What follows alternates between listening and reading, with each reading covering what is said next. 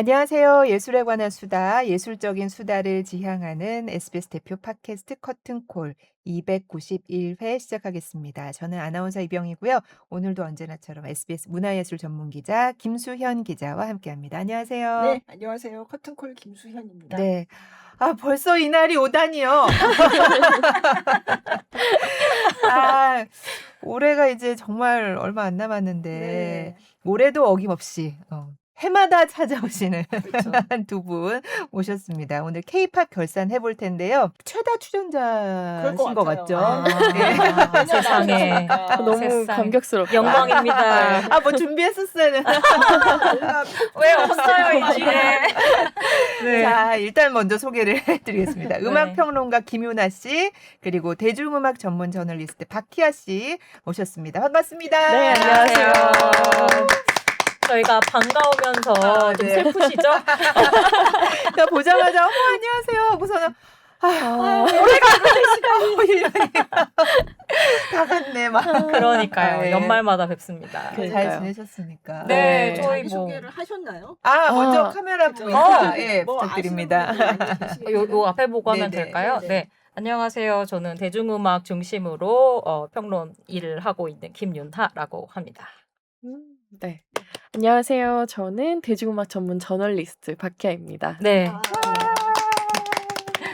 네. 그러니까 2019년에 처음 나오셔서 네. K-팝 정리를 현안 정리를 하셨는데 네. 그리고 2022년인가 그때 한 번 빼고는 그러니까요. 항상 연말마다 나오셨어요. 영광이니까 오늘이 네. 6번째. 네. 송년회 7년 모임 됐고, 같아요. 한 해 빠졌으니까. 그죠? 네. 세상에. 2019년에 네. 처음 하셨고 뭐 어디 여러모로 이런 거라도 하나 준비했어야 되는데. 이렇게 얘기하실 거면. 최다 출연자.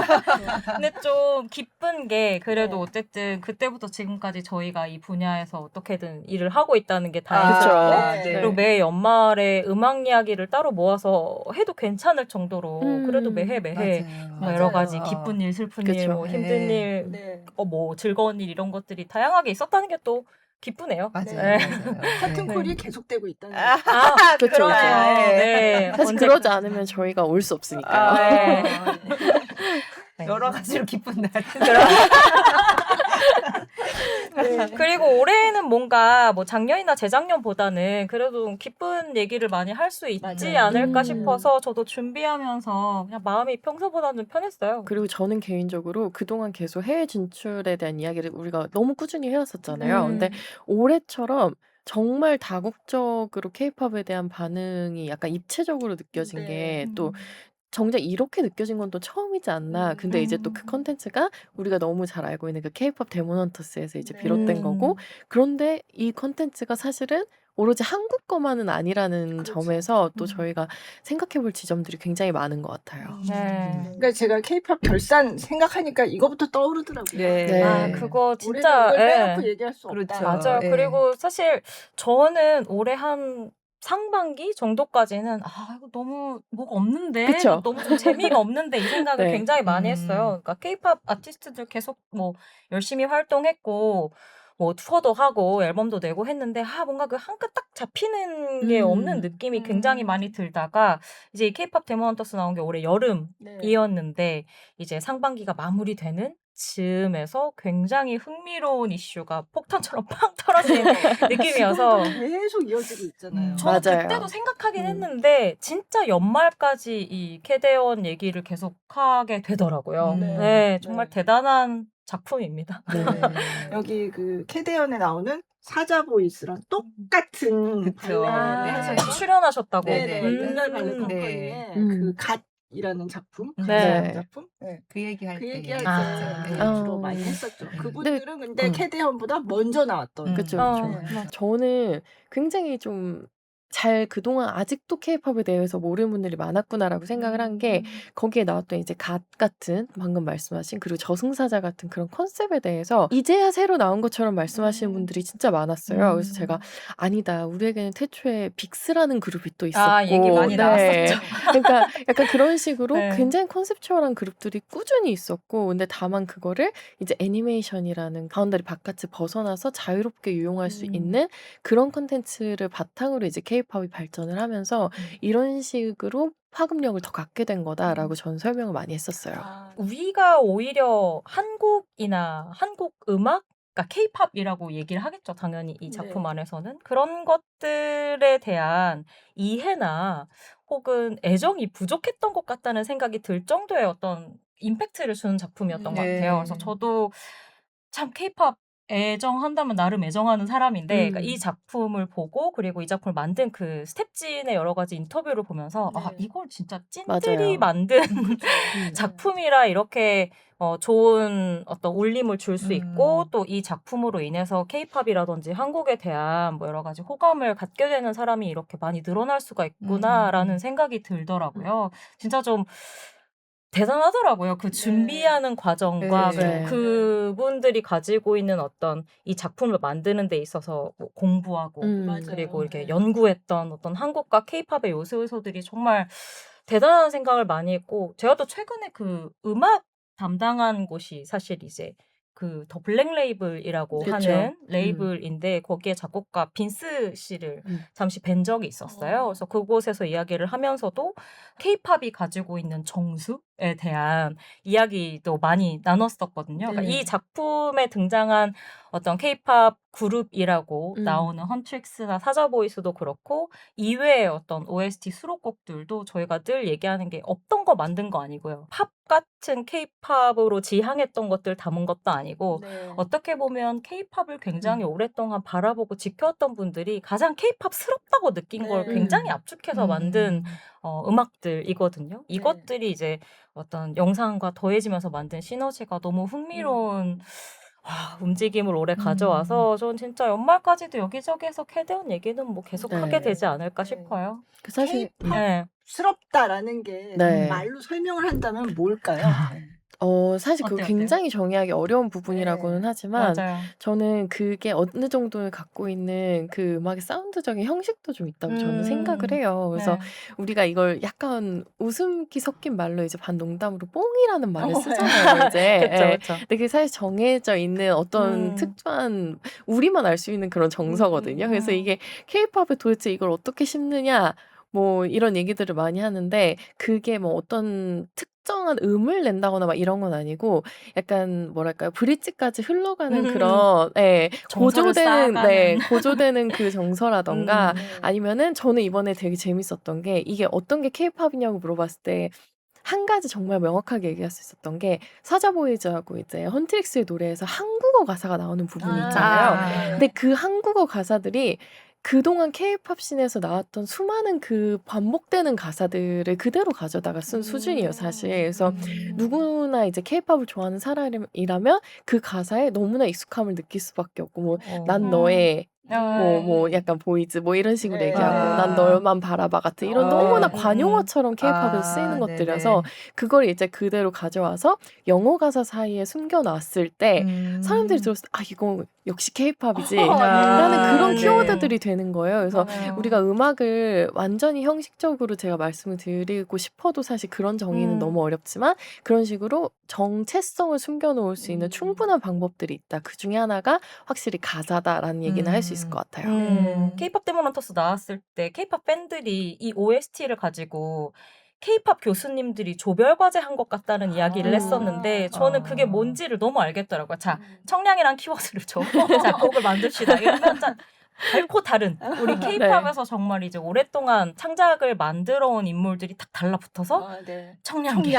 네. 이건 청량이야. 그리고 요거 섹시 섹시 카리스마 카리스마. 이렇게 딱 만드는 거예요. 네. 그래서 이제 음악부터 어떤 그런 무대 위의 컨셉까지 여러분 아시잖아요. 그 네. 영화에서 나온 여러 가지 아웃핏들이나 네. 무대 연출 같은 것들. 그래서 그런 것도 너무 전형적이고 사실 이제 골든 같은 경우는 조금 이렇게 약간 중간에 걸쳐져 있는데 한편으로 보자면 해외에서도 늘상 인기가 많았던 좀 디바들이 그쵸. 자주 부르는 전형적인 어떤 팝의 사운드와 어떤 뭐 고조되는 하이라이트를 가지고 있으면서도 저는 그때 항상 들으면서 이야기를 했던 게 이제 이 노래를 부른 멤버들이 뭐 이재 씨를 비롯해서 뭐 오드리 누나나 약간 이제 한국계 아티스트들이 다 부르게 됐는데 그 발성과 보컬 어레인징이라고 이제 보통들 이야기를 네. 하는데 그 노래를 부를 때 이 목소리로 일종의 뭐라고 해야 될까 연기를 하게 되는 거죠. 그 곡 안에서의 그런 감성이 전 되게 한국적이라고 느껴졌었어요. 그러니까. 근데 그게 되게 뭐 이렇게 머라이어 캐리나 음. 휘트니 네. 휴스턴 계열이라기보다는 음.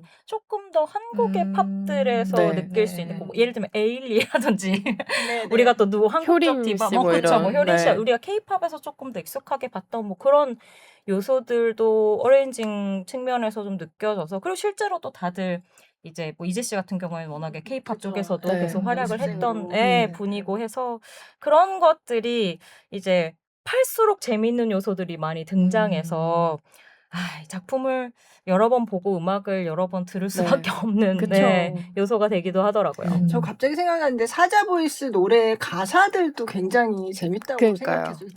내용이 네. 그쵸 그쵸. 네. 너무 재밌는 게 많고 네. 그래서 제가 이 컨텐츠 자체가 갖고 있는 정말 중요한 힘이 그 가사들에서 나온다고 네. 생각해서 네. 영어 가사들도 재밌고 한국 가사들도 재밌는데 방금 말씀하신 사실 골든 같은 경우에도 그 가사 사실 한국 케이팝에서 서서히 쌓아가는 그 성장서사를 사실 그 네. 곡 하나에 다 그쵸. 담고 있거든요. 그래서 그 가사만 봐도 이 팀이 어떤 길을 걸어왔는지를 너무 알 수 있게 해주는 그런 직관적으로 알 수 있게 해주는 굉장히 쉬운 곡이고 그리고 거기에 말씀하신 대로 한국적인 그 디바의 느낌을 확실히 묻어나면서 그렇게 해서 또 골든이란 곡이 완성될 것 네. 같거든요.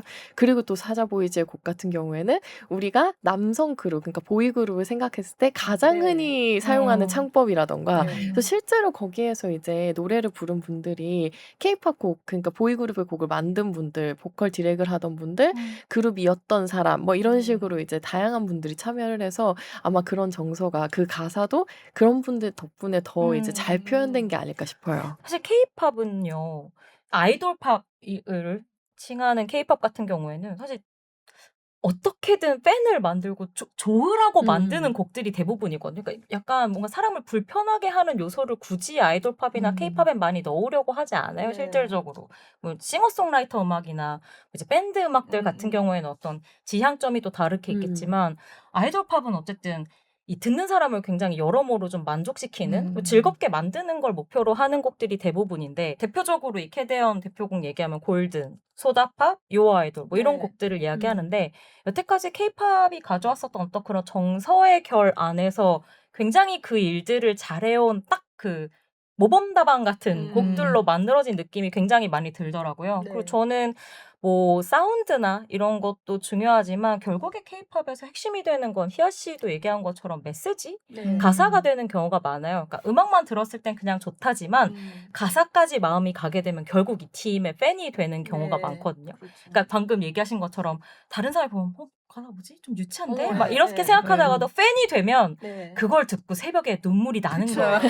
이 차이가 있는데 맞아요. 그런 어떤 포인트적인 부분에서 굉장히 압축된 네. 그리고 그 각 어떤 스타일적으로 잘 빚어진 곡들로 만들어져서 되게 재밌어요. 그리고 이 곡들이 이제 또 각자 다른 밴드를 만나러 다니고 그쵸. 뭐 골든 네. 같은 경우에는 뭐 뉴욕 시장 선거 같은 그러니까요. 곳에서도 맞아요. 불리고 이렇게 진짜. 봇 하면서 네. 네, 다들 노래를 부르고 하는 모습들이 참 음악이란 신비한 힘을 확실히 가지고 있고 그리고 그 음악들이 이해할 수 없는 방향이 아닌 너무나 친숙하고 또 익숙한 어떤 케이팝의 정서별로 완성이 되었다는 게 네. 또 되게 흥미로운 지점이기도 네. 합니다. 맞아요. 보니까 케이팝 데몬 헌터스가 아카데미상에 출품할 수 있는 맞아요. 자격을 얻었다라고 하더라고요. 네. 원래는 넷플릭스에서만 하면 안 되는데 네. 극장에서도 상영을 좀 했었대요. 아, 아, 그래서 네, 맞아요, 네. 맞아요. 그래서 네. 아카데미상에 이를테면 애니메이션 부문에서 그래서 후보에 오를 수 있는 자격이 됐다. 오. 그래서 뭐 그런 얘기도 있었고. 네. 네. 그리고 또 상 얘기 나오면 이제 그래미상. 네, 맞아요. 네. 저는 이 그 캐대언 OST가 본상에도 후보를 지금 다 올렸잖아요. 골든이나. 이게 제가 알기로는 여태까지 없었던 일로 알고 있어요. 그러니까 영화의 OST 같은 경우에는 따로 그 OST 음악상들이 그래미 안에도 따로 있습니다. 네네. 본상이 아닌 네네. 곳들이고 네.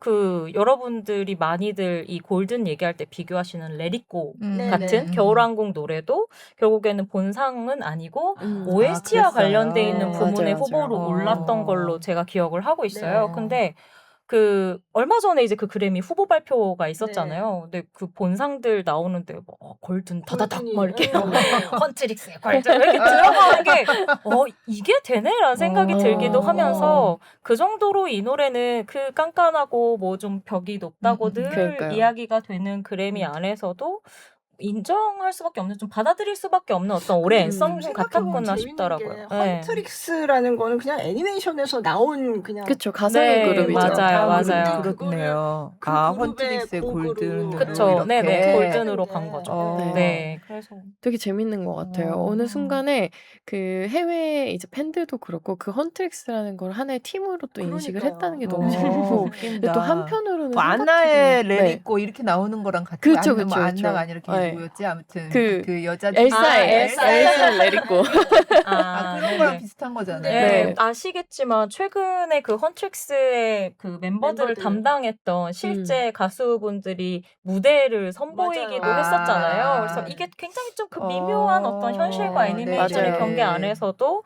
또 재미있는 울림을 많이 만들고 있습니다. 그거는 이 작품과 캐릭터들이 가지고 있는 힘이라고 네. 저도 그렇죠. 너무너무 네. 생각을 하고요. 근데 이제 좀 파급 효과 같은 거죠. 네. 실제로 노래를 부른 아티스트 맞아요. 분들도 너무 많은 조명을 받고 있고, 사실은 뭐 이재 씨 같은 경우에는 진짜 뭐라고 해야 될까요? 그러니까요. 고진감래의 아이콘처럼 네, 많은 분들이 정말 잘 됐다는 그 마음의 응원을 보내는 것도 보면서 여러모로 이렇게 뭔가 부정적인 얘기가 하나도 없는 성공이 맞아요. 드문데 맞아요. 캐대언 관련해서는 늘 좀 저도 즐거운 얘기를 많이 하게 돼서 기쁘고, 실제로 저는 조금 걱정을 초반에는 했었던 게 이게 K-팝 데몬 헌터스 이거 처음 딱 나왔을 때 솔직히 여태까지 우리가 K-팝이라는 컨텐츠를 다루고 있는 이런 류의 작품들이 얼마나 그 K-팝 혹은 한국이라는 것들을 네. 어설프게 다뤘는지를 맞아요. 알고 있다 보니 처음엔 그런 걱정도 있었고, 두 번째로 너무 잘 된 이후에는 이게 또 한국에서 만들어진 게 아니다 보니 네. 또 이제 좀 소수의 분들은 그럴 수도 있거든요. 네. 이거 한국이 이런 걸 해야 되는데 이거 어차피 미국 거 아니냐, 또 이런 얘기 하시는 분들이 많을까 봐 내심 걱정을 많이 했는데 제가 좀 뒤처졌더라고요. 요즘 그런 얘기하는 분들이 정말 없고, 저나 뭐 희아 씨도 아마 비슷하게 생각하지 않을까 싶은데, 이런 작품들로 인해서 더 많이 생기게 될 네. 기회랄지 어떤 문화적 파급력이랄지 이런 것들에 대해서 조금 예전에 비해서는 확실히 발전된 논의들을 많이 하게 되어서 그 사이에 뭐 이 정도로 어떤 K-팝이나 한국 문화라는 게 세계 대중에게 익숙해진 부분도 있지만, 한편으로는 그래도 이 산업 주변에 있는 얘기하는 사람들도 좀 성숙했구나 싶은 생각이 들기도 하고, 좀 발전적인 얘기가 많아서 저는 좀 기분이 더 좋은 한 해이기도 했었습니다. 근데 또 저는 한편으로는 그 방금 말씀하신 것처럼 이제 발전적인 이야기들이 많이 나오는 건 좋은데, 저한테 들어왔던 질문 중에 제가 가장 답하기 쉬우면서도 어려웠던 질문이 뭐였냐면은 "근데 왜 한국에서는 이거 이런 못 거 못 만들어요?" 만들어요?"였거든요. 맞아요. 예. 근데 사실 지금 한국의 그 콘텐츠 시장 자체가 굉장히 경직돼 있고, 그리고 그 단기간의 성패 같은 거, 그러니까 워낙에 이제 시장에다가 돈이 돈다는 표현을 네. 하잖아요. 그러니까 그게 잘 안 도는, 특히 이제 드라마나 영화 시장은 또 더 심하고 그렇다 그죠. 보니까 또 음악 시장도 지금 부익부 빈익빈이 굉장히 심해지고 있잖아요. 그런 상황이다 보니까 이 콘텐츠를 만들 때에 도전 의식 자체를 발휘할 수 없는 환경이 지금 너무 많이 조성이 되어 있어서, 이런 식으로 사실 그러니까 그 콘텐츠 제작자들이 그런 이야기를 하는 거예요. 그래서 아까 제가 말한 그런 류의 질문을 받았을 때, 우리가 만약에 케이팝 데몬 헌터스 같은 이 대본을 가지고 투자자한테 찾아갔을 때 이거를 선뜻 만들겠다고 할 그러니까요. 만한 사람이 있었겠냐, 한국에서. 그 사람들 지금 원하는 거는 더 막 세계 시장으로 뻗어나가야 돼, 케이팝 이제 안 돼, 이런 얘기만 하고 있는데, 그리고 어쨌든 근시안적으로 더 많은 이윤을 창출할 수 있는 콘텐츠를 찾는데 이거를 되는 콘텐츠라고 생각하면서 받아들였을 사람은 얼마나 됐을까라는 이제 좀 회의감은 다들 이제 표출을 하죠. 희아 씨가 하는 우려에 조금 더 플러스 알파로, 최근에도 약간 이런 류의 어떤 콘텐츠를 만들려고 국내에서도 뭐 여러 가지 시도들을 한다는 뉴스들이 좀 나오고 했었어요. 뭐 케이팝을 테마로 한다거나. 근데 이제 이 작품의 성공이 단순히 케이팝과 한국을 다뤘다고 해서 이루어지지 않았다는 걸 콘텐츠 만드는 분들 혹은 투자하는 분들도 정말 생각을 많이 해야 된다고 늘 생각해요. 그러니까 저는 이 작품의 키는 아마 케이팝이나 한국이 아니었어도 이분들은 뭔가 다른 거였어도 이 정도로 진심으로 네. 결과물을 내지 음. 않았을까요? 아, 그러니까 네. 결국에는 그 해당 문화 네. 혹은 해당 국가에 대한 진심 어린 관심과 뭐 어떤 고민과 네. 그리고 어떤 그 공부와 그리고 애정? 리스펙, 예, 뭐 음. 존중 이런 것들이 기반이 되어 있었기 때문에 성공할 수 있었던 네. 콘텐츠라는 생각을 많이 하게 되어서요.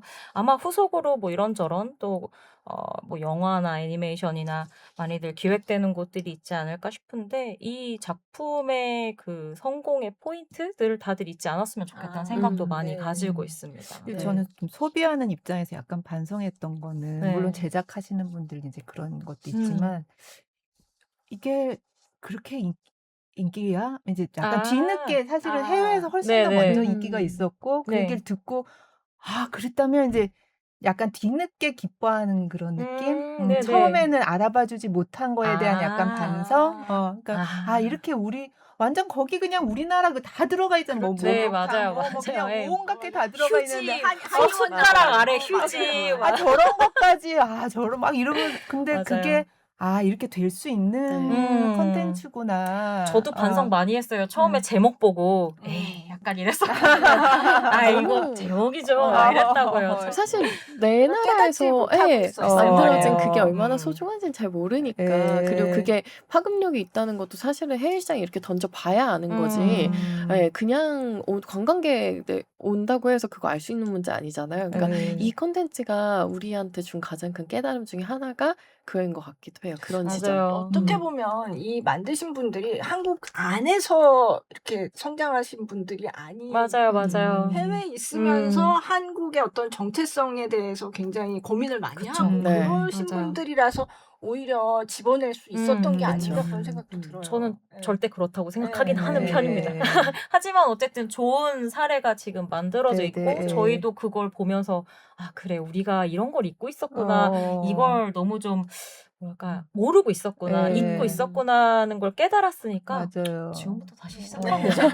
너무 자긍심을 갖게 네. 해줘가지고 네. 그러니까요. 되게 고마운 작품이죠. 맞아요. 그리고 또 한편으로는 결국에 그분들이 보면서 환호했던 건 그런 우리나라에서 만들어진 여러 가지 맞아요. 정말 그 네. 피와 살을 태우면서 만든 여러 케이팝 콘텐츠들이었던 거니까 그쵸. 이제 그것과 우리가 잊고 있었던 시야를 잘 버무려서 좋은 것들이 좀 많이 나왔으면 좋겠다. 좋은 시너지가 났으면 네. 좋겠다는 생각을 많이 하게 되더라고요. 네. 그래서 올해 이번에 그래미상 후보 발표된 거 보니까 진짜 네. 야 이번에 조금 좀 기대를 해봐도 네. 되나? 뭐야 약간 이런 네. 느낌이더라고요. 뭐 올해 노래 뭐 네. 케이팝 관련된 곡들도 2곡이나 맞아요. 로제 그러니까. 아파트도 맞습니다. 올라갔잖아요. 네. 올해 노래, 올해 레코드. 맞아요. 근데 올해 노래하고 올해 레코드는 어떻게 다른 건가요? 이거 진짜 여기저기 가서 맞아요. 질문 많이 와, 받으시죠. 진짜. 이 근데 얘기 사실 전에도 했었는데 맞아요. 그래도 오랜만이라서 그쵸. 다시. 근데 아주 쉽게 얘기하자면 올해 노래는 그 곡을 만든 분들, 그러니까 작사 작곡가, 뭐 편곡 이렇게 네. 그 음악을 만든 분들에게 주는 상이고요. 노래를 만든 분들. 네. 이제 올해 레코드 같은 경우에는 그 이외에 이제 이 곡이 세상에 탄생하기까지 노력한 뭐 엔지니어도 있을 수 있고 뭐 제작자도 네네. 있을 수 있고 조금 더 포괄적으로 스태프들에게 주는 상이라고 보시면 될 것 같고요. 네. 그래서 항상 한국에서는 이 부분에 맞아요. 대한 궁금증을 많이들 갖게 되시더라고요. 그래서 네. 제가 알기로는 아마 노래상에는 아파트 골든이 같이 올라갔고 레코드에는 아파트만 네. 네. 올라간 걸로 알고 있습니다. 네. 요게 이제 좀 그런 차이가 있다. 네. 무슨 네. 일이 이런 일이 있대요.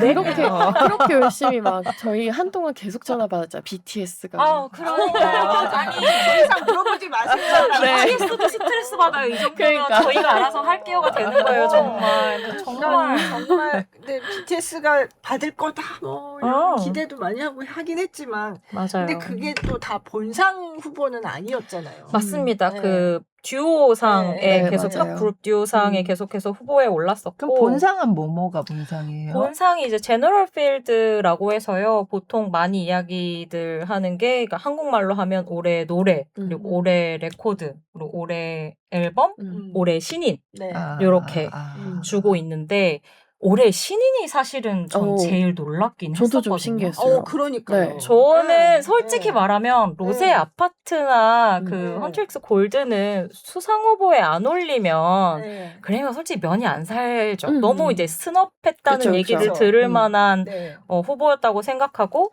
캐츠아이가 후보에 올라서 그러니까 정말 좀 놀라긴 했습니다. 저는. 그러니까요. 네. 어느 순간에 그러니까 우리가 그렇게 BTS를 외칠 때에는 그들이 이제 그 K-팝이라는 컨텐츠 안에서 만들어진 그 네. 필드 안에서 만들어진 그런 그룹이라는 형태를 좀 수용하지 못한다는 느낌이 계속 네. 있었잖아요. 근데 지금은 확실히 그 캐치아이를 보면서 아, 그 시스템 안에서 만들어진 이 그룹이라는 맞아요. 형태를 어느 정도 그 음. 서구권 영미 시장의 음악판 안으로 좀 끌어들였다. 그게 어느 정도 흡수가 됐다는 생각이 좀 들었어요. 맞아요. 캐치아이가 베스트 신인상하고 베스트 탑듀오 그룹 퍼포먼스. 맞아요. 네. 그 그거에, 부분이 네. 이제 아까 말씀하신 BTS가 계속해서 후보에 그쵸. 올랐던 네, 그 네. 부문인 건데요. 네. 그러니까 그룹들이 대부분 요 후보에 들어간다고 보시면 돼요. 그러니까 K-팝은 아무래도 이쪽에 들어갈 네, 가능성이 늘 네. 높았겠죠. 네. 근데 저도 보면서 저희가 아마 작년, 재작년에 제일 많이 얘기했던 게 그 어떤 현지화 그룹 이야기가 맞아요. 꼭 빠지지 많았어요. 않았죠. 네, 그쵸. 그래서 이제 워낙에 K-팝 자체가 세계적으로 인기를 얻다 보니 이제 어떤 국내에서만의 사랑을 받는 문제가 아니라 네. 세계적으로 사랑을 받기 위해서 이제 현지화 전략이라는 네. 것을 수립하여 네. 그러니까 옛날에 마치 보아 씨가 일본 갈 때 뭐 일본어 배우고 뭐 이렇게 네. 노래를 했던 것처럼 음. 이제 해당 국가 특히 이제 요즘 기준은 거의 미국이 될 미국이죠. 텐데 네. 미국 시장에 적합한 형태 그리고 어떤 스타일이나 음악을 가지고 있는 가수를 진출시키려는 노력이 우리가 아는 4대 기획사인 다 있었어요. 있죠. 네, 네. 전부 다 그런 네. 그룹들을 데뷔를 시켰고 네. 사실은 그 가운데서 지금 하이브와 이제 개펜. 네, 같이 개펜 레코드. 결합을 해서 데뷔를 시킨 이 캐츠아이가 네. 가장 먼저 좋은 결과를 거두게 됐는데요.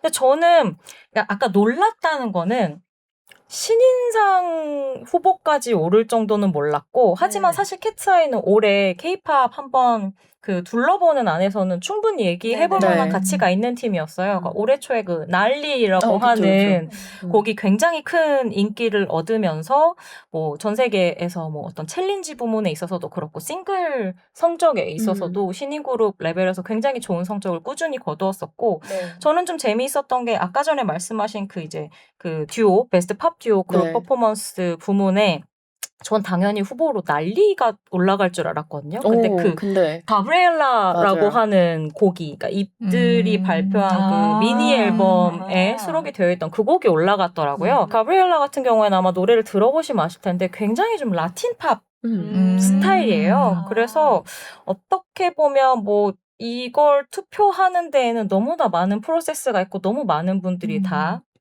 이제 관여해서 결과를 내는 거지만 결국에는 캐츠아이라는 팀이 가지고 있는 포텐셜 그런 가능성과 한편으로는 최근 빌보드를 비롯해서 그 영미권 팝 시장은 거의 라틴 팝 붐이거든요. 몇 그쵸, 년 그쵸. 안에. 네. 그래서 그 안에서 가장 좀 인상적인 포인트를 남긴 게 결국에는 좀 라틴 팝을 K-팝 스타일로 풀어낸 뭐 어떤 요지점이었나 네. 싶은 생각이 들기도 하더라고요. 네, 맞아요. 좀 흥미롭게 지켜볼 만한 후보였습니다. 근데 현지화가 됐다고 하면서 진짜 우리는 이제 K-팝이 아니라 그냥 팝을 지향해야 돼. 이런 얘기들도 사실은 많이 했었잖아요. 맞아요, 맞아요. 근데 너무 재밌죠. 네. 생각해보면은 방금 저희 얘기했던 게 골든에 대해서 네, 말했잖아요. 그죠. 근데 그게 정통 K-팝의 정수를 따르고 있다고 우리가 얘기를 하면서 네. 또 우리 그 작년에는 얘기했던 게 전국의 스탠딩 네, 넥스트 유 네. 같은 맞아요. 거 앨범 얘기하면서 또 완전 완전 팝. 팝을 팝이야. 지향하고 맞아요. 있다. 너무 잘 네. 만들었다. 이런 얘기를 또 했었고 그렇게 네. 생각하면 이제 K-팝이라는 게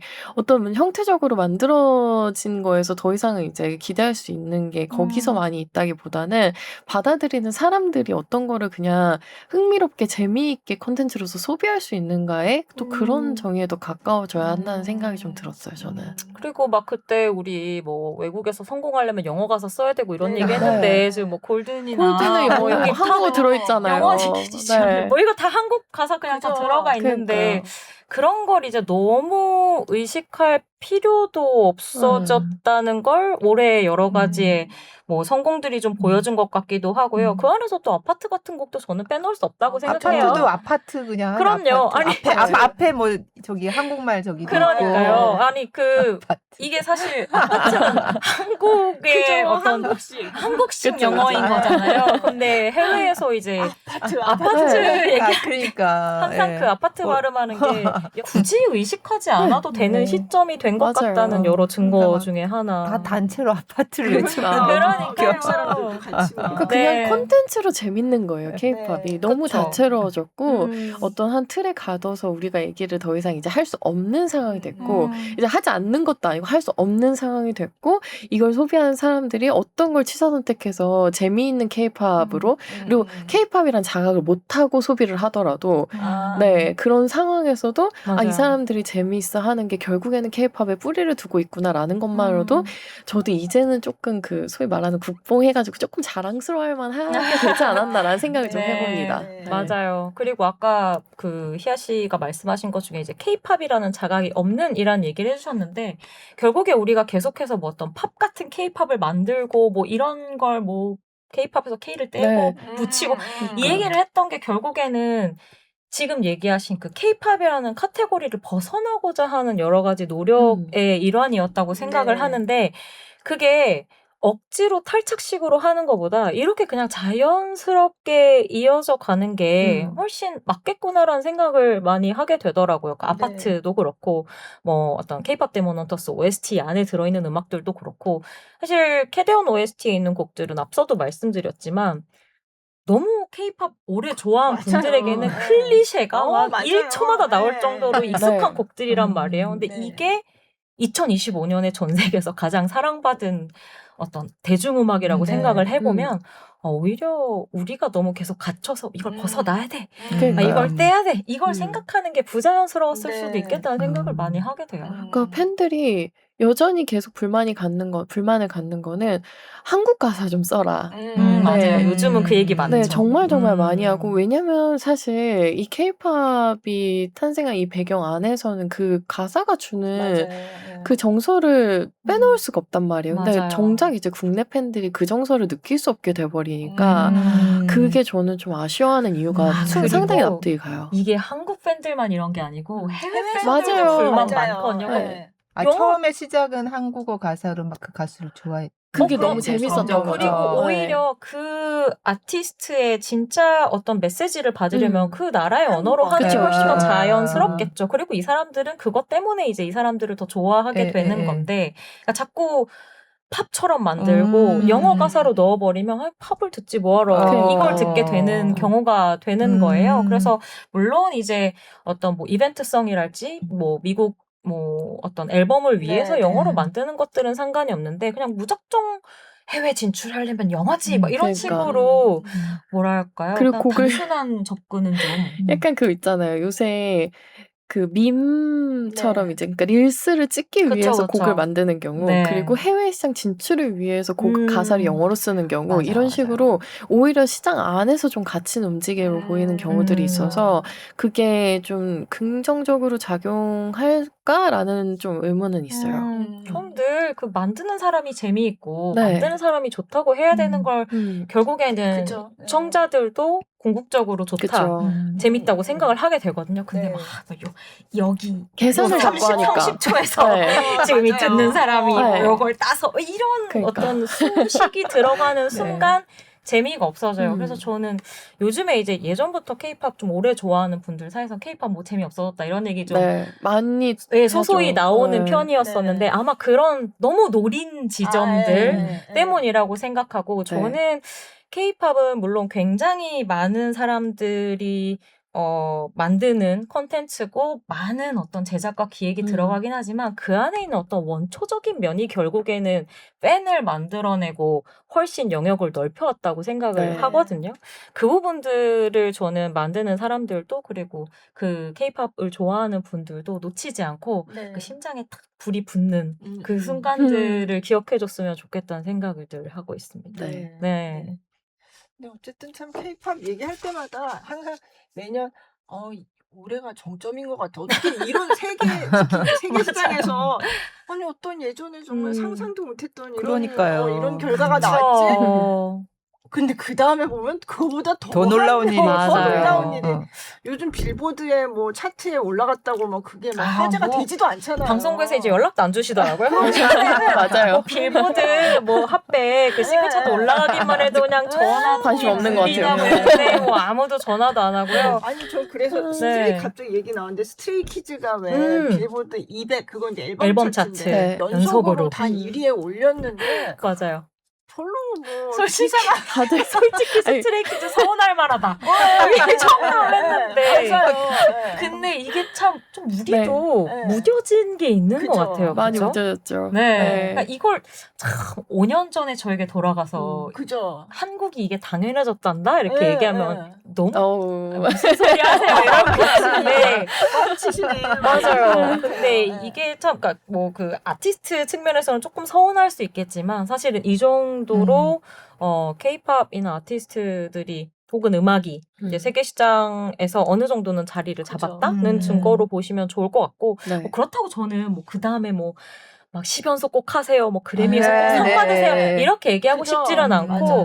네. 계속해서 좀 자기의 그 쪼대로라고 얘기하면 방송에서 좀 말이 그렇지만 네. 자신의 신념대로 자신들의 스타일대로 올해 해외 나가는 아티스트가 점점 많아지면 네. K-팝 폭도 당연히 넓어질 수밖에 네. 없고 지금 여러 가지 좋은 요인들로 네. 저희가 몇 년 더 이 자리에서 K-팝 얘기할 수 있지 않을까 싶은 네. 생각 들기도 합니다. 네. 그러니까 몇 년 네. 전에 진짜 약간 팬덤, 뭐 외국에서도 정말 그걸 좋아하는 그런 맞아요. 팬덤의 느낌이었는데 음. 뭐 얼마 전에 지미 펠런 쇼에 아리아나 그랜데가 나와서 둘이 같이 아파트. 아 이제는 그냥 정말 모두에게 그냥 네. 그죠. 누구 맞아요. 뭐 좋아하는 특정 팬 이런 거하고 상관없이 맞아요. 그리고 뭐 실제로 저는 작년 올해군요. 그 블랙핑크 멤버들이 솔로 작업을 전부 냈는데 그 솔로 작업들에 있는 크레딧 이름들을 보면서 이제 완전 이걸 한국 맞아요. 만의 네. 무언가라고 할 수 있나? 그 맞아요. 같이 피처링한 아티스트들이요. 그냥 지금 전 그러니까. 세계에서 가장 핫한 아 네네 같은 어떤 공감대를 형성하고 있는 음. 동세대 음악인들인 거예요. 뭐 그죠. 많이들 아시는 그 래퍼 그러니까 뭐 도이치 도이치 같은 네. 경우도 네. 그렇고 뭐 찰디시 감비노 맞아요. 정말 좀 내가 이런 사람이 그러니까. 같은 아티스트들이 이제는 뭐 아무렇지도 않게 크레딧에 이름 네. 올리는 거 보면서 이제는 나도 좀 세련돼줘야겠다. 더 이상 이런 거 하나하나에 놀라지 않고 이 아티스트들의 어떤 조합이 얼마나 아름다운지 이런 것들을 좀 봐야겠다는 생각을 많이 하게 맞아요. 되더라고요. 진짜 신기하기는 해요. 제가 처음에 이제 내한한 아티스트들 인터뷰 하거나 할 때 생각해보면 그때 뭐 우리가 알고 있는 그 음악 집배사들이나 유통사들이 네. 이제 해외 유통사들 얘기하면은 요새는 해외 아티스트들이 조금씩 국내 아티스트들한테 곡을 같이 쓰고 싶다는 얘기를 해요였는데 그게 근데 정말 뭐 10명 내한하면 그중에 한 명이 얘기할까 말까 정도였거든요. 근데 이제는 그리고 그 중간에는 또 그런 얘기도 있었어요. 어떤 해외 거물 아티스트가 이제 뭐 우리나라의 어떤 아이돌 그룹하고 피처링을 해주기로 했는데 돈만 받고 그냥 무시하고 말았다 이런 얘기 있었는데 지금은 오히려 그 아티스트보다 그런 상황이 된 거예요. 그래서 여러모로 좀 하나의 또 자본이 돌아가는 시장으로 완전히 인식했다는 생각이 들어요. 네. 그럼요. 사실 그 시상식이나 뭐 각종 어떤 이벤트 같은 것들에서도 사실 K-팝 스타들은 지금 제일 핫한 아이콘들입니다. 그러니까 그들이 가장 원하는 것은 어떻게 보면 화제성 그리고 뭐 시청률 방송을 하게 된다면 그쵸, 뭐 이런 그쵸. 것들일 텐데 그런 부분에 있어서 우리가 흔히 얘기하는 화력이 가장 좋은 건 K-팝 아티스트들이고요. 그래서 어떻게 보면 이제 그걸 좀 이용하려는 사람들을 좀 경계해야 될 정도로 오히려 K-팝 아티스트들에 대한 인지도나 뭐 이런 것들은 너무 높은 상황이라고 보시면 될 것 같고요. 이제 단지 그걸 그러니까 그 유명세를 이용하려는 사람들뿐만이 아니라 이 K-팝이라는 음악 혹은 문화 아티스트들이 가지고 있는 가치 같은 것에도 이제 인정을 해주고 매력을 잘 이끌어주는 것들이 점점 더 많아져서 좋은 시너지 됐으면 좋겠네요. 네. 네.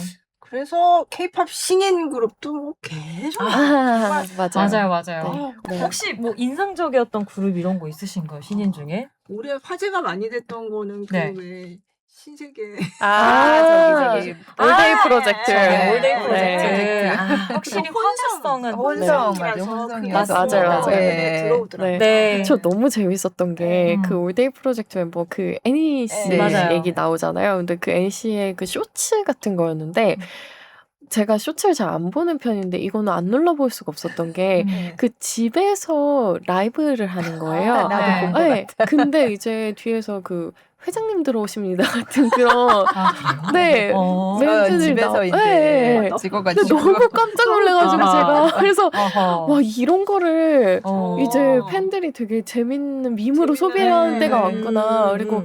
뭐 한국에서 왜 되게 그 소위 재벌이라고 하는 되게 그런 게 하나의 키워드 같은 게 됐잖아요. 네. 대중문화 키워드로 너무 특히 드라마나 많이 영화에서 나오죠. 너무 사랑받잖아요. 네. 근데 이 경향이 이제 여기 음악 씬에까지 침투했나? 너무 새롭다 이런 생각을 좀 네. 했어요. 네. 그래서 국내에서의 어떤 일반인 대상으로 한 화제성에 있어서는 올해 올데이 프로젝트는 맞아요. 진짜 빼놓을 수가 없는 것 같아요. 여러모로 빼놓을 수 없어요. 말씀하신 어떤 멤버들의 면면도 그렇고 또 히트곡도 네. 국내에서 거의 네. 그 올해 중반에 음원 시장에서 완전히 뭐 1, 2위를 휩쓸어버리는 진짜. 기세를 보여줘서 네. 저는 보면서 진짜 테디가 정말 대단하다. 아, 맞아요. 그러니까 맞아요. 네, 저는 노래 들으면서 뭐 엄청나게 신선하고 못 들어봤던 음. 스타일이라기보다는 그 테디라고 하는 프로듀서의 가장 큰 특징은 뭐냐면 우선 기본적으로 힙합을 베이스로 하고 있으면서 그때그때의 트렌드를 굉장히 빠르게 흡수해서 이제 그룹 형태의 곡으로 내놓는다는 건데 그 감각이 25년이 훌쩍 지난 지금까지도 맞아요. 살아있구나 싶은 게 너무 놀라웠고 결국에는 사실 네. 더 블랙 레이블이 올해 너무나 많은 걸 아, 해내는 제가 그 얘기를 거잖아요. 했다니까 아까 전에 그 캐대언 캐대언. OST도 네. 결국 더 블랙 레이블을 그죠. 중심으로 만들어진 작품이고 올데프도 더 블랙 네. 레이블이 배출한 또 그룹이다 보니까 너무 많은 이야기들이 맞아요. 나왔어서 저는 이제 그런 거 물어보잖아요. 연말에 뭐 올해 레이블 어디라고 생각하세요? 네, 네. 그럼 저 너무나 더 블랙 레이블 얘기할 올해는. 수밖에 없다고 네. 언급하곤 합니다. 그리고 이외에도 올해가 진짜 좀 신인이 유독 많이 나왔다고 느끼는 팬분들이 많은 것 같아요. 그러니까 맞아요. 작년부터도 좀 저는 많은 편이었다고 생각하는데 이게 결국에는 그 코로나 시기에 그 신인들을 데뷔시키기가 쉽지 않았던 기획사들이 좀 폭풍 눌러놨던 팀들을 작년쯤부터 이제 막 많이 내보이고 있어요. 그래서 그 전에 뭐 프리 데뷔했던 팀들도 이제 정식 데뷔를 그쵸, 한다든지 그쵸. 하는 식으로 한 요 2년새의 신인들이 굉장히 많이 등장을 하고 있는데 특히 올해 같은 경우에는 뭐 방금 얘기하신 올데이 프로젝트가 일종의 어떤 YG 라인의 더 블랙 네. 레이블 이렇게 내려오는 네. 그 그룹이라면 이제 4대 기획사 기준으로 얘기하면 뭐 하츠 투 하츠 같은 코르티스. 그렇죠. 코르티스가 이제 뭐 하이브, 빅히트가 되겠고 그리고 이제 하츠 투 하츠는 SM이 굉장히 그쵸. 오랜만에 내놓는 대형 걸그룹이 됐고요. 그리고 JYP 쪽에서도 신인은 아니지만 좀 네. 하반기에 엠믹스가 좀 너무 잘 됐고. 네, 확 올라오면서 네. 뭔가 올해 각 레이블들에서 좀 대중들에게 두드러지는. 뉴페이스 같은 네, 네. 인물들이 많이 어필된 한 해가 아닌가 싶은 생각이 들기도 했어요. 네, 맞아요. 네. 그리고 저는 올해 초반에 되게 인상적이었던 데뷔가 사실 키키하고 하츠투하츠였거든요. 맞아요. 네, 오히려 키키가 초반에 힘을 굉장히 많이 받았었잖아요. 그리고 맞아요. 스타쉽 엔터테인먼트에서 이렇게 굉장히 힙한 느낌으로 걸그룹을 또 프로젝트를 내놨다는 게 프로듀싱했다는 게 굉장히 인상적이었는데 네.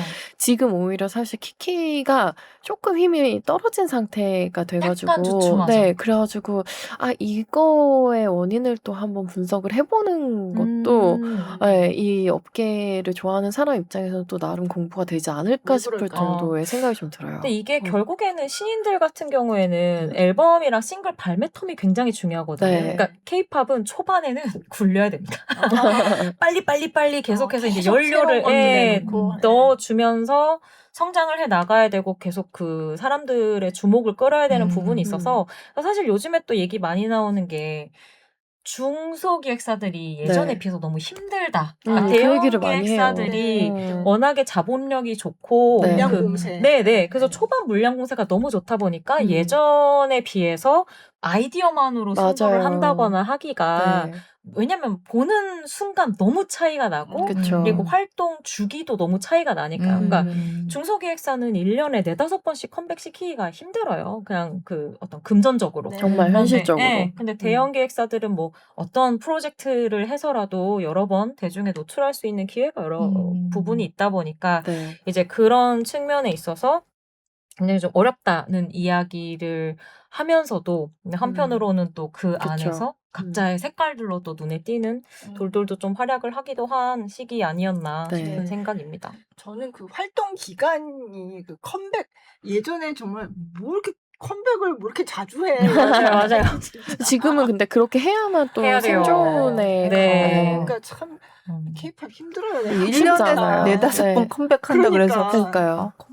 하려면 진짜 초반에는 그렇게 달리는 어. 팀들이 꽤 많고요. 그래서 네. 핫스투어츠도 예를 들면 올해 세 3번 번. 컴백했거든요. 그러니까 싱글 계속 내고 그다음에 네. 이제 EP를 그러니까 새 곡을 내면서 발매하고 좀 활동하다가 또 좀 조금 활동을 약간 그렇죠. 예, 들어갔다가 그렇죠. 예, 그런 그랬다가 식으로. 또 다시 또 맞아요. 새로운 네. 곡 맞습니다. 내면서 또 다시 컴백. 그래서 네. 그래서 그래서 처음에 그 키키하고 같이 그러니까. 나왔을 때 오히려 키키가 초반에는 조금 더 힘을 받은 상황이었는데도 불구하고 꾸준히 이제 핫스투어츠가 이제 그쵸. 앨범 발매하고 활동을 하다 보니까 네. 그쪽에서 또 매력을 발견하는 그쵸. 팬들이 생기다 보니까 이게 그러니까 결과적으로는 잊혀지지 않기 위해서 끊임없이 노력을 해야만 자리를 잡을 수 있다는 게 좀 예전보다 어쨌든 경쟁이 너무 심해진 상황이어서 그쵸. 네. 저는 그리고 사실 이게 정규 앨범, 뭐 EP, 뭐 무슨 싱글 이게 뭐야 도대체 네. 왜 이렇게 다른 거야? 근데 네. 이게 케이팝엔 은근히 중요해요. 그죠. 맞아요. 예를 들면 네. 제가 아까 네. 전에 얘기한 JYP에서 올해 그래도 제일 많이 이야기가 되고 있는 게 지금 엠믹스라는 네. 그룹인데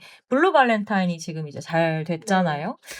이게 정규 앨범 1집이라면서요. 네, 네. 정규 그러니까. 첫 앨범의 네. 타이틀곡이에요. 네. 근데 이게 저도 그렇게 차이가 나나 싶다가도 네. 최근에 진짜 한 5, 6년 이 씬의 흐름을 보고 있으면 결국에는 약간 정규 1집에서 뭔가 저희 한번 보여주고 맞아요. 이 한 구간 넘어갑니다 같은 걸 네. 보여주는 팀들이 진짜 많아요. 그래서 그 앨범을 요즘 음악계에선 사실 중요하지 않다고 얘기한 지가 꽤 됐잖아요. 네. 다 뭐 싱글 싱글 단위로 낸다. 돌아간다고 네. 하고 뭐 음반 내봤자 전곡 듣지도 않는데 네. 앨범 왜 내냐 이런 아. 목소리도 높았던 걸로 알고 있고 지금도 그런 부분에서 이제 원성이 높은데 그렇죠, 그렇죠. K-팝은 오히려 그런 싱글 미니 앨범 그리고 정규 앨범으로 가는 이 서사가 네. 약간 그 팀의 성장 서사와도 아. 잘 네. 맞물려 들어가면서 그거 있죠. 우주의 기운이 모이는 게 정규 1집, 정규 2집인 경우가 많더라고요. 네. 그리고 그걸 기준으로 이 팀의 어떤 색깔이나 활동 방향이 바뀌는 경우도 굉장히 많고 해서 K-팝에선 정규 앨범 진짜 중요하잖아요. 너무 중요하죠. 너무 네. 중요하고 이제는 너무 이게 약간 팀 입장에서는 조금 브랜딩하기 힘든 경우일 수도 있다는 생각할 때가 언제냐면 싱글이랑 EP를 합해가지고 이제 9번째 앨범이라고 얘기하는데 이제 갓 정규 하나 낸 팀이거나 이런 식으로 맞아요. 하면은 마케팅하는 입장에서는 헷갈려요. 9번에서 10번을 컴백한 팀이 이제 정규 이제 앨범 정규 하나 앨범 내고 이러면은 네. 연차는 굉장히 많이 쌓인 느낌인데 그죠. 또 아직 프레시한 느낌은 줘야 되고 그러니까 이제 음. 마케팅하는 입장에서 되게 그거를 어떻게 하면 여전히 프레시한 느낌을 주면서 할 수 있을까라는 생각을 하면서 말씀하신 대로 정규 1집, 정규 2집에다가 힘을 쏟을 수밖에 없는 상황이 그쵸. 됐죠. 약간 여기에 모든 힘 다 주고 저희 네. 조금 더 정비하고 오겠습니다 같은 느낌으로 그게 활동하는 있어요. 팀들이 그러면 많아요. 미니 앨범이라고 하면 그게 너무 뭐가 많잖아요. 어떨 땐 미니 앨범이라 할 네. 때고 어떨 땐 또 뭐 EP라는 말도 그쵸. 쓰고. 그리고 싱글은 앨범 아닌데 이제 싱글 앨범이라고 싱글 하는 그쵸, 그쵸. 말도 많고 싱글은 해서 네. 꼭 하나만 싱글인 나오는 거죠. 거죠. 맞아요. 그래서 보통 이제 네, 네. EP는 그거는 조금 몇 개 모아가지고 하는 5곡에서 6곡 네, 정도가 맞아요. 들어가요. 그쵸. 네, 최근에는. 그리고 미니 앨범은 EP하고 혼동해서 쓰는 경우가 굉장히 많고요. 그죠? 그리고 그죠? 싱글은 아까 말씀하신 대로 보통 2곡 정도 들어가는데 한 네. 곡이나 2곡이 사실 맞아요. 싱글의 개념인데 네.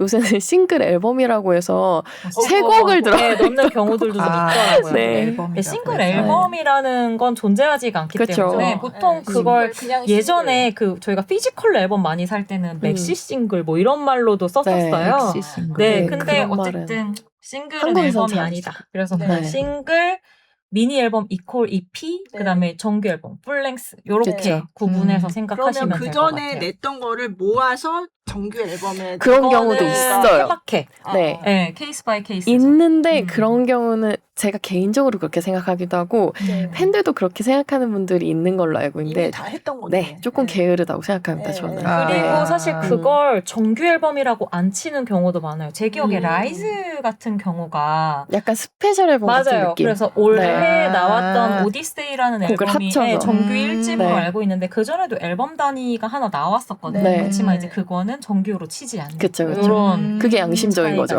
있죠. 네. 아니 근데 그러면 사실은 좀 헷갈리는 게 정규 앨범은 그냥 곡을 많이 했다.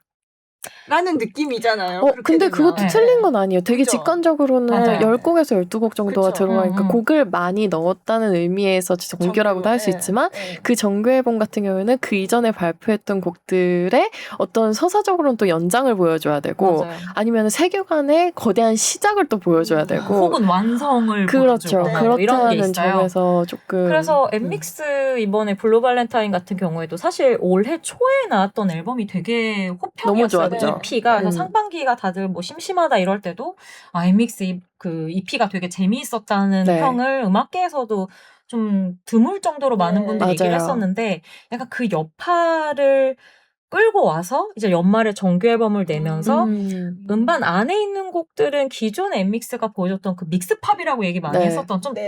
특이해요. 사실은 좀 쉽게 좀 도전적이에요. 접근하기는 네. 뭐 접근하긴 좀 어려울 수도 있고 약간 다 믹스하고 꼬고 그리고 또 약간 제가 느끼기엔 멤버들의 능력을 너무 믿은 나머지 네. 무슨 정말 말인지 어려운 알겠다. 고개 같은 곡을 주는 네. 이런 팀이 네. 엠믹스였는데 사실 그거에 대한 어떤 케이팝 팬들의 호감, 그러니까 잘하는 팀이다. 라는 네. 것에 대한 호감과 올 연초에 냈었던 미니 앨범에 쏟아진 좀 음악계 안팎의 호평 네. 이런 것들이 더해지면서 네. 이 앨범 전반적으로는 되게 엠믹스다라는 느낌이 들고요. 그 타이틀곡 블루 발렌타인 같은 경우가 약간 그 JYP 걸그룹 특유의 그 상쾌한 명랑함 같은 걸 집어넣으면서 이 수위를 좀 맞췄더라고요. 대중과의 밸런스를 맞춰서 이 곡이 잘 되니까 앨범까지 같이 끌어올려지고 이제 계속 호감을 가지고 있던 K-pop 팬들은 엠믹스 축하해가 되는 네. 굉장히 좀 훈훈한 순환이 이루어져 버렸습니다. 맞아요. 네, 되게 네, 엠믹스라는 팀한테도 너무 중요한 상황이 그쵸. 된 게 맞아요. 그 전까지 엠믹스 같은 경우에는 아무리 이제 믹스팝 이건 사실 그 독자 장르라고 표현을 하는데 굉장히 많은 팀들이 이렇게 자신들을 뭐 이름을 붙여서 땡땡팝이라고 맞아요. 해가지고 만든 경우들이 진짜 맞아요. 많았어요. 근데 그런 상황에서 엠믹스 같은 경우는 아무리 믹스팝을 내세워도 라이브를 잘하는 걸그룹 외에는 특별한 수식어가 없었거든요. 근데 이번 컨셉으로 이제 활동을 하기 시작을 하면서 라이브도 잘하지만 어떤 독특한 자기들의 음악적 색깔이 있다는 걸 확실하게 각인을 시켜서 이 앨범이 말씀한 대로 이 정규 1집 앨범이 굉장히 이들에게 큰 이제 이막을 열어준다라는 생각을 하게 만들어요. 그래서 제가 이 엠믹스 요즘에 그 많이들 언급되는 거 보면서 히트곡이 진짜 중요하구나라는 생각을 네. 당연하지만 너무 많이 하게 되더라고요. 그래서 아마 K-pop 팬들 사이에서는 엠믹스 드디어 잘 돼서 너무 다행이다. 이런 분들이 진짜 많을 거예요. 실력파로 워낙에 정평이 나와 있어서. 그쵸. 네, 내년까지도 아마 언급 자주 되지 않을까 싶습니다. 그렇구나. 지금 JYP 뭐 얘기 나왔지만 우리 네. 그 JYP의 수장인 네, 박진영 맞습니다. 네. 그렇죠. 그 대중문화교류위원회 대통령 네. 문체부 장관과 함께. 네. 행동위원장. 그쵸, 그쵸. 네. 참 저는 이거 보면서 네. 야 이제 K-팝을 비롯한 이제 그 대중문화가 대통령이 직접 챙기는 국정 과제가 됐구나. 맞아요. 네. 그 전에 또 뭐 TV에도 직접 출연해서 네. 뭐 K-pop 데몬 헌터스나 뭐 이런 거 관련해서 언급하는 이야기하는 모습도 보기도 했었는데 진짜 기자님 말씀하신 대로 이런 식으로도 대중문화가 네. 호명이 되는구나 싶더라고요. 그러니까요. 네. 근데 이런 움직임에 대해서 뭐 긍정적으로 볼 수도 있겠지만 약간 이제 조금 비판적인 시선으로 볼 수 있다면 네. 이 단체가 할 수 있는 일이 무엇인가에 뭘까요? 대한 네. 거를 네. 그러니까 겉으로 보기에는 지금 케이팝 씬에서 너무나 활발하게 활동하고 있는 특히 자신이 아티스트 출신인 그리고 현역으로 활동하고 있는 분을 이제 그 수장으로 앉혀놓고 예. 그리고 밑에다가 많은 기획사 분들을 이제 네, 자문위원처럼 이제 민간위원으로 네. 넣어놨는데 그렇다면 이들이 한데 모여서 할 수 있는 일이 무엇인지에 대해서 충분히 고민이 있었어야 되거든요. 근데 그 일을 앞으로 어떤 일을 하게 될지는 모르겠지만 이분들이 모여서 할 수 있는 일에 대해서 명확한 방향성을 제시하지 못한다면 이거 역시 탁상공론이었다라고 하고 지나갈 수 있는 여지가 있다는 점에서 좀 조심해야 되죠. 그쵸. 보여주기식이 되면 정말 네. 최악의 상황이 될 수밖에 없고요. 왜냐면 누가 봐도 사실 이제 박진영급의 그 스타가 네. 뭔가 임명이 되었다 이런 이야기를 들으면 뭐 화제가 집중이 될 그죠. 수밖에 없고 많은 어떤 기대가 모아질 수밖에 없는 부분인데 이제 여기에서 나오게 되는 여러 가지의 어떤 후속 조치 같은 것들이 제대로 이어지지 않으면 그냥 진짜 네. 그냥 화제성 한번 끌어내서 그칠 그러니까요. 수도 저는 많다고 보고요. 그리고 저희가 뭐 오늘 좋은 얘기 굉장히 많이 했습니다만 사실은 케이팝 이야기 하다 보면 여러 가지 뭐 제도적인 측면에 있어서도 그렇고 산업 전반적인 측면에서 구멍도 아직 되게 많고요.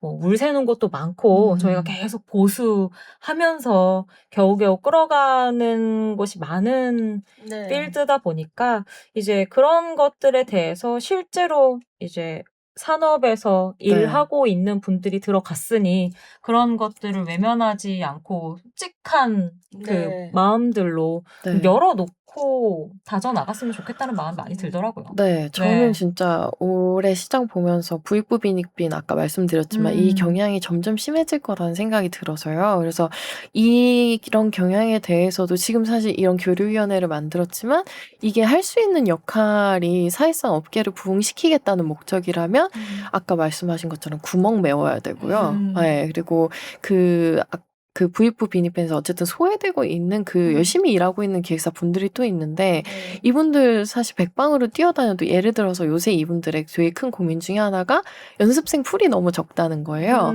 그럼 이거는 되게 장기적으로 봤을 때 다 이거를 4대 기획사에서 데려가서인 것도 있고 아니면 이제 더 이상 케이팝에 청소년들이 관심을 갖지 않아서 이거 되게 복합적인 요인들이거든요. 근데 이걸 만약에 그 교류위원회에서 다룬다면 어떤 시각으로 다룰 건데 어떤 맥락에서 이 이야기를 문제점으로 지적하고 또 이런 아래에 있는 물 밑에 있는 레이블들까지도 같이 끌어올릴 수 있는 역할을 어떻게 해야 할 수 있을 건데 라는 의문을 계속 저는 좀 갖게 되긴 해요. 그리고 이런 곳에서 뭐 어떤 단기적인 측면에서 성과를 낼 만한 것들을 추진하는 것도 중요하다고 생각하지만 저는 결국에는 문화 산업은 장기전이라고 네. 늘 보는 입장이기 때문에 이렇게 당장 눈앞의 성과를 위해서만 이렇게 빨리빨리 움직이는 것보다는 좀 중장기 대책들도 같이 밸런스 있게 많이 준비를 해서 그리고 실질적으로 이제 실무를 담당하고 있는 업계에 있는 분들과도 좀 밀접한 교류가 많이 이루어지는 곳이었으면 좋겠다는 마음을 많이 갖게 돼요. 그러니까 어쩔 수 없이 그 같은 얘기하는 사람들만 모이면 같은 결론밖에 날 수가 그러니까요. 없거든요. 네. 계속해서 물을 갈면서 다양한 의견들 위부터 아래까지 모을 수 있는 좋은 기회인데 네. 잘 사용했으면 잘, 좋겠다. 저는 는 마음. 좀 덧붙이자면 약간 지금 케이팝이 워낙 잘 나간다고 하니까 이제 정치권에서는 이걸 우리 국위선양의 수단. 그러니까요. 국력을 그럴까 봐요. 과시할 수 있어. 맞습니다. 약간 아니면 정말 국부를 이걸로 그러니까요. 늘려야 돼. 이런 물론 그런 측면이 있죠. 지금 있겠죠. 충분히 그런 네네. 역할을 하고 있는데 그게 주가 되면 안 된다는 맞습니다. 그런 생각은 들어요. 그러니까 그 간판이 중요한 게 아니라 정말 내실이 중요하고요. 그리고 저는 어쨌든 이 교류라는 말이 우리가 그냥 지금 들었을 때는 그리고 저희가 이야기한 그 맥락 안에서도 해외와 국내로 생각이 또 많이 될 텐데 저는 희아 씨가 아까 살짝 언급도 했지만 어떤 뭐 대형 기획사, 중소 기획사 사이일 수도 있고 아니면 저는 이제 어떤 메이저로 대표되는 어떤 케이팝 씬과 언더그라운드, 뭐 인디 씬이 될 수도 있다고 생각해요. 그러니까 각종 그 문화계 안에서 흐르고 있는 여러 가지 흐름들을 전부 두루두루 살필 수 있는 곳이 되어야 한다고 생각해요. 그러니까 몸이 건강하지 않은데 밖에 나가서 막 갑자기 뛰어다닌다고 모든 게 얻어지지는 않지 않습니까? 네. 몸 건강부터 영양제도 챙겨 먹고 그죠? 뭐 스트레칭도 좀 하고 몸이 그쵸. 건강해져야 또 이제 더 큰 일을 할 수 있는 기초 체력을. 거잖아요. 네. 예, 저는 네. 문학에 말씀하신 기초 체력을 좀 다질 수 네. 있는 중장기 대책도 좀 많이 마련해줬으면 좋겠다는 음. 마음을 가지고 네. 있습니다. 사실 저희 이 연말 결산할 때 사실 그 전에 방탄소년단 얘기를 되게 많이 했었거든요. 아, 그쵸, 네. 그쵸. 네. 근데 어, 이제 왜? 한동안 이제 군대 가서 네네. 군백기 다녀왔잖아요. 그러니까 네. 이제는 다 복귀했고, 근데 이제 완전체로 다시 뭐 앨범을 내는 네. 네. 그날을 이제 뭐, 기다리고 있는 거죠. 그쵸. 네. 근데 워낙 뭐 올해는 안 나올 거라는 그죠. 걸 이미 네. 멤버들이나 회사도 쭉 얘기를 하고 있어서 네. 뭐 그 부분은 팬들도 그렇고 다들 기다리고 그죠. 있는 입장인 것 같고요. 네, 전 얼마 전에 그 RMC였나요? 네. 라이브 방송하는 걸 이렇게 클립 같은 걸 봤는데 RMC가 너무 솔직하게 부담스럽지 않아? 나는 어떻겠어? 막 이렇게 얘기를 하는 거예요. 그러니까 그냥 부담스러울 것 같아요. 네. 네. BTS인데 네. 군백기가 있었고 완전체로 앨범을 낸다고 했고 뭐 제대한 다음에 같이 미국에 가서 뭐 합숙을 했고 여기까지 들었으면 지금 맞아요. 기대가 여기까지 올라와 있을 때 그죠. RMC가 나는 어떻겠어요? 이렇게 얘기하는 걸 보고 아 진짜 좀 고민이 그쵸. 많겠다는 네. 생각은 너무너무 들고요. 근데 저는 아까 그 블랙핑크 때도 이야기를 했지만 블랙핑크나 BTS가 정말 좀 계속 기대가 된다는 마음을 갖게 되는 네. 게 그 각자 멤버들의 솔로 활동들이 너무나 네. 충실하고 맞아요. 네. 그룹과는 다른 색으로 너무 훌륭한 것들을 보여줘서 저는 그 정도의 어떤 감각과 에너지를 가지고 있는 이들이라면 얼마든지 팀으로도 자신들이 하겠다고 했다면 네. 굉장히 또 좋은 멋진 것들을 가져올 거란 생각을 가지고 있어서요. 네. 좀 기대하고 있어요. 물론 부담스럽겠지만 네 기대 어쩔 수 없이 되더라고요. 그렇죠. 네. 지금 같은 상황에서는 BTS를 바라보는 사람들의 시선이 일단은 기대겠지만 그죠. 사실은 우려도 분명히 있을 거예요. 그쵸. 예, 그러니까 이런 상황에서 저희가 이제 그들의 음악을 또 갖고 나왔을 때 이젠 또 그리고 그들이 새로운 서사를 시작할 때가 그죠. 됐고 네. 여기에다가 어떤 메시지를 담는지 그 어느 때보다 저는 굉장히 중요하다고 생각하거든요. 네. 그래서 아직까지 물론 청춘을 얘기할 수 있는 나이기는 하지만 이미 그거는 20대의 키워드로 너무 잘 활용했고 네. 그러니까 이제부터 또 어떤 키워드를 그들이 가지고 나올까에 대해서 또 기대하게 됩니다. 네. 내년 어떻게 될까요? 어떻게 생각하세요? 내년? 저는 하나 궁금한 게 아파트하고 네. K-pop 데모헌터스의 이 OST들이 네. 언제까지 계속 인기가 네, 있을까? 인기 있을지. 그러니까 제가 올해 이제 해외에서 계속 이제 한 달을 계속 머물렀는데 하루에 한 번씩은 라디오에서 아파트가 나오고 네. 그리고 공항에 가기만 하면은 골든이 들리는 되게 네. 계속 맞아요. 그런 상황이 있었다 네네. 보니까 도대체 이게 언제까지 이렇게 길에서 울려 퍼질 것인가에 대한 네, 신기함? 그리고 얼마나 맞아요. 스테디셀러로 이러다 정말로 스테디셀러로 자리 잡는 건가라는 생각도 그죠. 있고 그, 네네. 네, 그래서 뭐 그래미 시상식도 있고 네. 뭐 아카데미상 시상식도 있고 그러면 네. 또 막 이렇게 맞아요. 될 텐데 화제가 되고 할 텐데. 네. 그래서 네. 그리고 저 같은 경우는 이제 뭐 매해 그런 케이팝 위기론 같은 거 나오는데 이제 올해 같은 경우에도 특히 그런 얘기가 많이 불거졌고요. 좋은 일과 또 다르게. 그죠.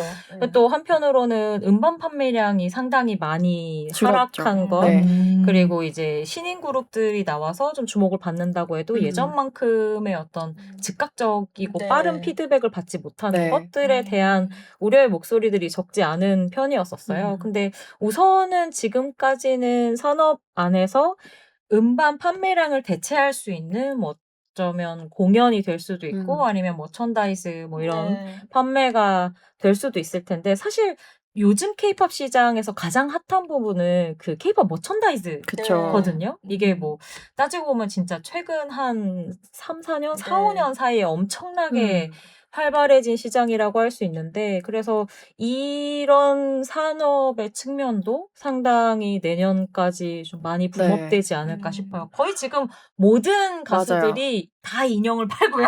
네. 모든 맞아요. 가수들이 자기 브랜드를 가지고 있는 네. 수준입니다. 근데 저는 여기에 대해서는 굉장히 좀 그러니까 팬들의 골 빨아먹는 일이라는 생각을 좀 지울 수는 없는 게 음. 앨범 판매량이 낮아진 거라던가 뭐 아니면 공연 시장이 되게 화랑이 된 거에 대해서 거기에 따라서 부가적인 수입처럼 이제 거의 MD 판매가 이루어지고 있잖아요. 네. 그래서 그런 상황에서 랜덤 상품 같은 경우도 너무 많아졌고 계속 오래 제기됐던 게 팬덤의 구매력을 이제 활용을 하려다 보니까 오히려 품질이 떨어지는 상품을 제공하게 되는 거라던가 그리고 이 팬들의 구매력만 믿고 발송을 무제한으로 늦춘다거나 뭐 근데 예약 판매라는 이름을 걸고서 제 제품을 제때 전달하지 않는 그쵸. 그러니까 그런 식의 되게 팬들 입장에서는 굉장히 불합리하다고 생각할 수 있는 상황들이 되게 많이 만들어졌어요. 그래서 이 부분 같은 경우에는 기획사들한테도 사실 어느 정도 시정 요청들이 갈 수 있는 부분인데 벌금 같은 게 사실 크지 않고 그리고 저는 최근에 들었던 사례 중에서 제가 조금 늦게 수집한 경우이기는 한데 좀 놀랐던 게 케이팝 같은 경우에는 그 머천다이즈를 팔 때 MD를 그 오픈하는 영상을 찍어서 보여줘야만 그 하자 네, 상품을 맞아요, 교환해 맞아요. 준다는 거예요. 근데 물론 이제 뭐 소수의 어떤 팬들은 또 음. 블랙 컨슈머처럼 뭐 네. 이미 들어있었던 물건을 들어있지 않았어요 이러면서 또 받아가는 뭐 이런 거 음. 정말 뭐 있었다고 쳐도 근데 그거는 어떤 상품에서나 사실 발생할 수 있는 네. 문제잖아요. 근데 그런 것들을 너무 당연하게 언박싱 그러면 영상을 언박싱을 하는 걸 무조건 찍어야 되는 거예요? 네, 그렇죠. 네, 네. 처음에 네. 열 때 이게 불량일지 없었다는 아닌지 거를. 모르는데 맞아요, 어쨌든 맞아요. 불량일 수도 네. 그쵸, 있으니까 그쵸. 그걸 대비하려면 찍- 찍어야 네. 된다는 그리고 거죠. 환불도 해주지 않고 그러니까 별다른 사유가 없이 환불 안 네. 됩니다라고 네. 하고 그래서 기본적으로 우리가 알고 있는 그 소비자 권리에 대한 네. 이행이 거의 안 되고 있어서 음. 이 부분 같은 음. 경우에는 좀 적극적으로 시정이 필요한 네. 부분이지 않나 네. 싶어요. 이게 아마 공정거래위원회나 네. 이런 쪽에서도 조금 터치가 들어간 걸로 알고 있긴 했었어요. 한데 근데 벌금이 네. 무슨 뭐 300만 원이래요. 그러면은 사실 소속사들이 300만 원을 내고 말지. 그러니까 말이 안 되는 거죠. 그리고 네. 이게 이제 말씀드린 대로 이렇게 활발해지기 시작한 게 생각보다 그렇게 얼마 되지 않다 보니까 지금 아직 말씀하신 것처럼 굉장히 좀 불합리한 상황들이 이제야 수면 위로 막 올라오는 경우들이 많아졌고 특히나 이제 케이팝 같은 경우에는 그 소비층이 좀 어린 친구들이 많다 보니 이런 것들이 이제 좀 즉각적으로 그쵸. 보여지지 않는 부분들도 아. 많았던 것 같아요. 이제 근데 네. 이제는 케이팝 소비자들도 그렇게 만만치가 않아서 계속해서 이제 문제시 되는 네. 일들 같은 경우에는 공론화도 되고 여러 가지로 법적 조치가 들어가기도 하는데요. 하지만 어쨌든 그렇게 좀 아름아름식으로 어떤 소비자들의 권리를 침해했던 네. 그리고 대충 넘어가 같은 네. 식으로 눈 가리고 아웅했던 것들이 이제는 좀 시정돼야 될 때가 됐죠. 그렇게 이어질 네. 수는 없는 그리고 산업 자체의 크기도 예전에 비해서 너무 좀 크고 그럼요. 본격적으로 네. 바뀌었고요. 그래서 따지고 보면 이제 이런 부분 또 뭐 요즘에 티켓 판매와 아, 관련되어 있는 네. 티켓 그 그쵸. 불법 이슈도 굉장히 주기적으로 이제 많이들 안표를 이야기를 어떻게 분별할 네. 것이냐. 하고 저는 있는데 네 그런 상황에서도 팬들의 인권 같은 게 너무 많이 침해당하고 있다는 생각이 그쵸. 들고 그리고 소비자로서의 권리도 많이 침해당하고 있고 제가 이제 그때 사례 수집하면서 봤던 가장 충격적인 사례가 본인이 이제 예매를 했는데 갑자기 티켓이 취소가 된 거예요. 근데 이 취소를 시킨 이유가 부정 예매로 판단이 돼서라고 얘기를 하는데 누가 어떤 그걸 티켓 기준으로 예, 부정 예매를 판매 해요? 사이트에서 그렇게 얘기를 하는데 기준을 물어보면 절대 말해주지 않고 회사에서는 근데 너가 만약에 이 티켓을 소명을 하지 않으면은 예, 부정행위가 아니었다는 걸 소명하지 않으면 네 티켓을 다시 돌려줄 수 없다고 하는데 문제는 그 소명 방식이 티켓팅하는 영상을 찍어놨어야 된다고 하는 거죠. 근데 사실 티켓팅을 하는 상황에서 누가 그 영상을 뒤에서 찍고 있을 수는 없잖아요. 표도할 잡기도 힘든데요. 네. 그러니까 그런 네. 상황들을 보면은 이게 도대체 누구를 위한 정책 어. 시행인가라는 생각이 들어서 최근에 이제 안표 이야기도 많이 나와 있고 정부에 되게 중요한 문화 쪽 대중문화 쪽 예. 과제인 것처럼 계속 네. 얘기가 나오고 있는데 이것도 좀 생각을 좀 더 해봐야 되는 부분이긴 해요. 그러니까 예를 들어서 국내에서 이제 매크로 업자들을 다 잡으면은 그럼 중국 같은 곳에다가 이제 기반을 두고 있는 매크로 사업자들 같은 경우에는 어떻게 잡을 것인가? 오히려 이 사람들이 갖고 있는 파이가 더 큰데 뭐 이런 고민들을 충분히 하지 않으면은 또 굉장히 엉뚱한 사람들만 또 피해를 그런 상황이 올 수 있죠. 네. 티켓 판매 같은 경우에도 계속 이제 뭐 어떤 공론화가 되고 있기는 한데 이게 실질적으로 이 티켓팅에 참여해본 사람과 해보지 않은 사람의 온도차가 너무 커서요. 네. 그때 아마 희아 씨가 그 조사하던 네. 단계에서도 같이 잠깐 만나서 얘기를 했던 기억이 있는데 이런 것들과 관련되어 있는 어떤 법 제정이나 어떤 사태 추이 같은 것을 보는 데 있어서는 실질적으로 그 문화를 사용하고 있는 많은 모수의 사람들과 만나서 사례 수집하고 네. 그걸 바탕으로 어떤 조정 단계에 들어가는 게 네. 맞다고 생각을 해서 네. 요즘 워낙 이제 여기저기에서 뉴스가 많이 나오고 있는데 네. 팬분들의 목소리에 많이 귀를 기울여야 되지 네. 않나 하는 생각을 네. 늘 하고 있습니다. 정말 기상천외한 방법들이 너무너무 많아서요. 네. 빨리 좀 나아졌으면 좋겠어요. 그 그러게요. 팬이라는 어떤 그 위치를 너무 그렇게 얘들 약간 이용해버리는 네. 사람들이 많아서 우리가 너희의 뭐랄까요 모든 자본과 그런 것들을 담보로 잡고 있는 그쵸, 느낌이라고 해야 되나? 사랑을 그래서 네, 가지고. 어떻게 이런 식으로 팬들의 인권에 대해서 아무런 그러니까 이게 저희가 뭐 글로벌 케이팝 세계와 호응하는 케이팝 같은 이야기를 해도 결국에 실질적으로 이걸 소비하는 사람들의 이야기를 들어보면 그런 일이 2025년에 일어난단 말이에요. 같은 놀라움을 갖게 되는 경우들도 정말 많아서요. 그 온도차를 계속해서 좀 좁혀나가는 맞아요. 노력도 실제 뭐 산업 안에 있는 분들이나 정책 만드시는 분들이 계속 좀 눈여겨보시고 귀 기울였으면 좋겠다는 생각입니다. 자, 잠깐 안내 말씀드리고 마무리하겠습니다. 골라듣는 뉴스룸 커튼콜은 SBS 뉴스 홈과 네이버 오디오 클립, 팟빵, 애플 팟캐스트 등 오디오 플랫폼에서 또 유튜브 영상으로 만날 수 있습니다. 유튜브 플레이리스트 김수현 문화전문기자의 커튼콜에서 지난 회차도 모아서 보실 수 있고요. 커튼콜 김수현 검색하면 나오니까요. 여러분 많이 봐주시기 바랍니다.